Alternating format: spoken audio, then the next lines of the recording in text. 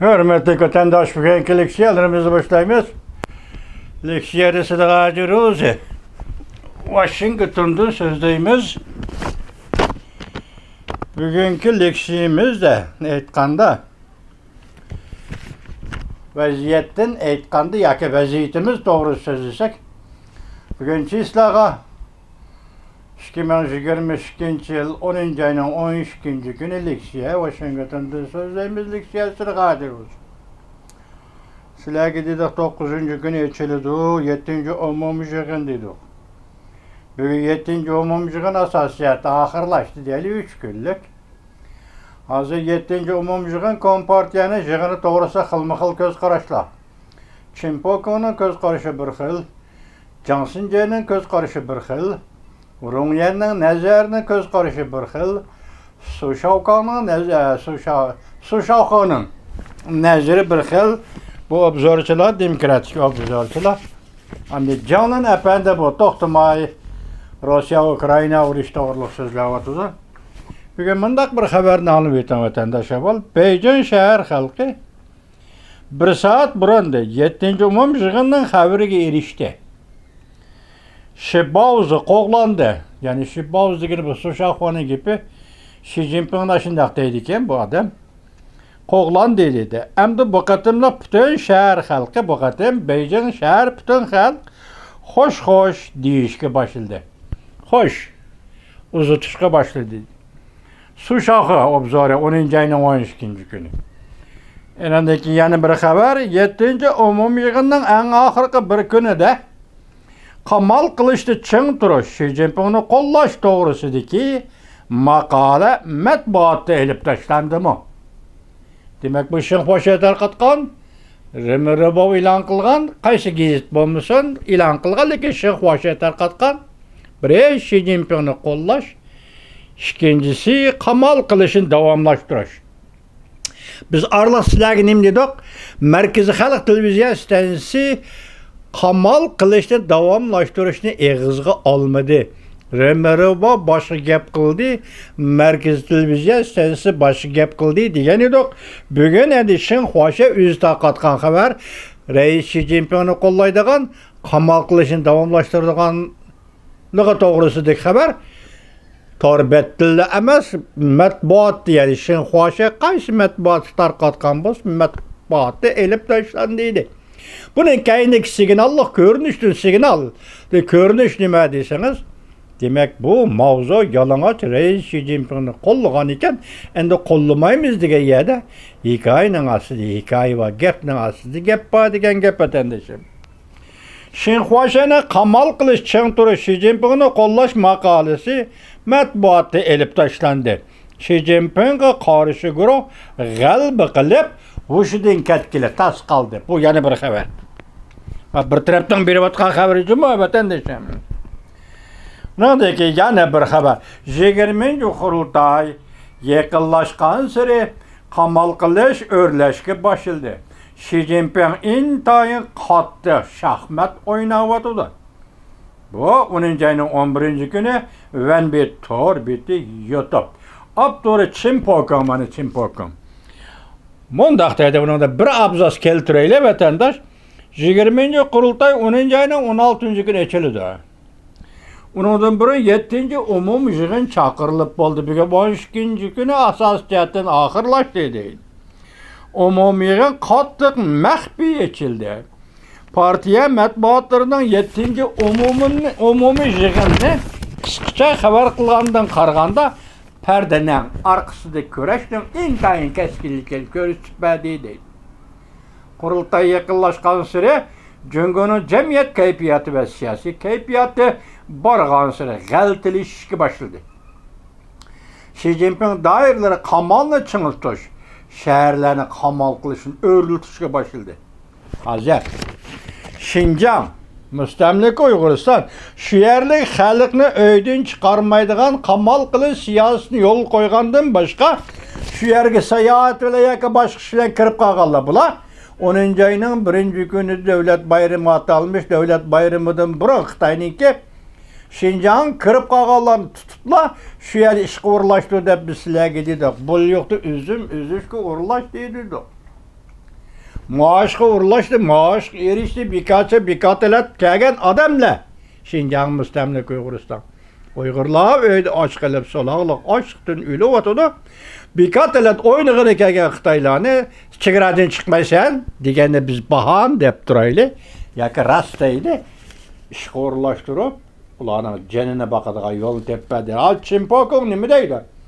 Bu yerda gap hozir Şinjan şu yerli xalqlarga emas deydi. Endi hozir ichkaridan sayohatlar shaga berib qolgan xanzolar. Yoki Xitoylarga qamal qiladigan, nazarband qiladigan, virusdan tozalashdan bahonalab qo'lga oladigan ata. Mo'shundaq bir rayonga aylandi Şinjan deydi. Xitoyning ichkari o'lkalari bilan Şinjanni selishtirib o'tadi. Bu Yunnanni misol qilibdi, masalan Shishvang Banna degan yerni. Bu yerda qurolli qamal qilish jarayonida qurol bilan, saqchilar qurol bilan rasmiy shu o'q chiqardigandek tayyor holatda aholilarni o'ldirib solgan gap. Bu Yunnanni qo'yib turaylik.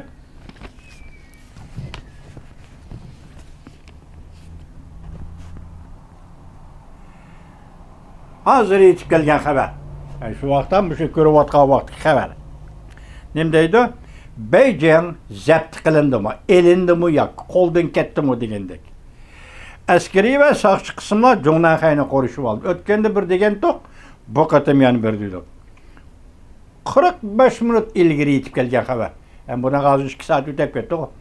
45 minut ilgari yetib kelgan xabar. 10-oyning 12-kuni Jungoga nazar to'rbitdi. Qarasanglar bilasizlar. Xi Jinpingning xiyoli pochaqlandi.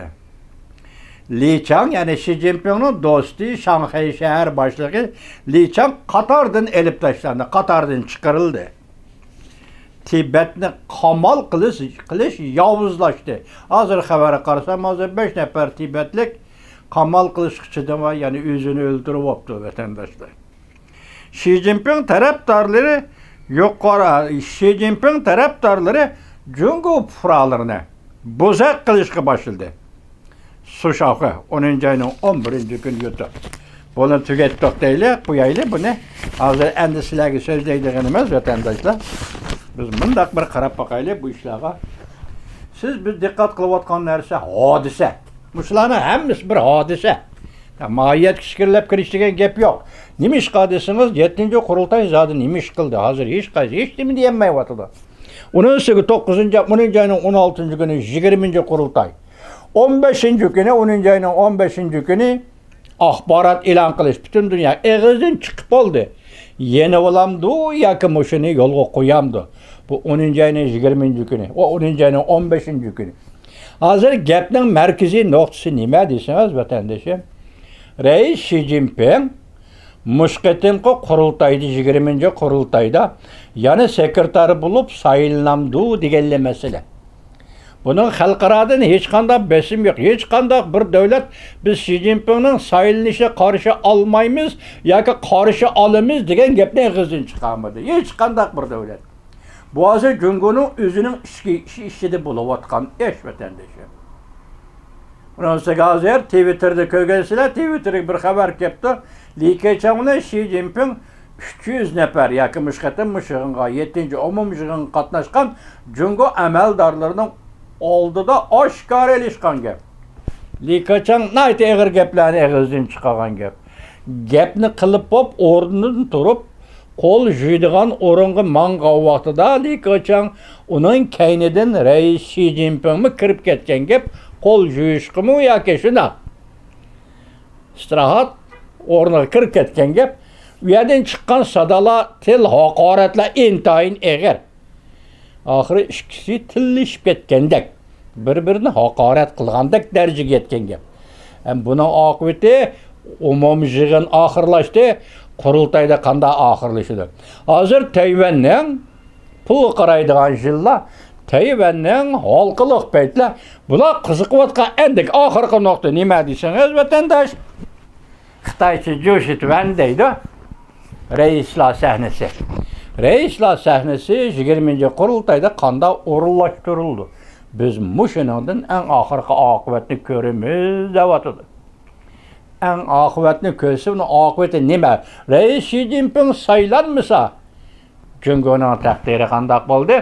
Reis Xi Jinping saylansa, Cungo'nun takdiri qandaq bo'ldi? Buningda xilma-xil ko'z qarashlar o'tirg'i chiqyotdi. Lekin biz o'zimizning manfaatidan aytsak, Uyg'uristonda qurilgan nazarband yoki turma, nazarband qilish turma, qirg'in qilish Uyg'urni va boshqa asonliq millatlarni, qozoqlarni nazarband qilish, mushularning hammasini elib kelsangiz, so'zlab kelsangiz bir nokta. Bu Reis Xi Jinpingning o'zining ishimi yoki Jungo Kompartiyasining ishimi. Chunki sen Reis Xi Jinping uni qildi, buni qildi deb, buni deb tizib kelib o'tsa-yu, buning ichida qirg'inchilik qildi, Uyg'ur qirg'inchiligi degan gapni eg'izga olmadi. Demak, bunisidan xatolik, jinoyat deb turish bu yoq tursin. Hatto partiya xatolashdi degan deb tag'im yozmayotsan, ey. Mayli Xitoyning obzorchilari, mayli Xitoyning ichki qismidan kesib yozmayotsa.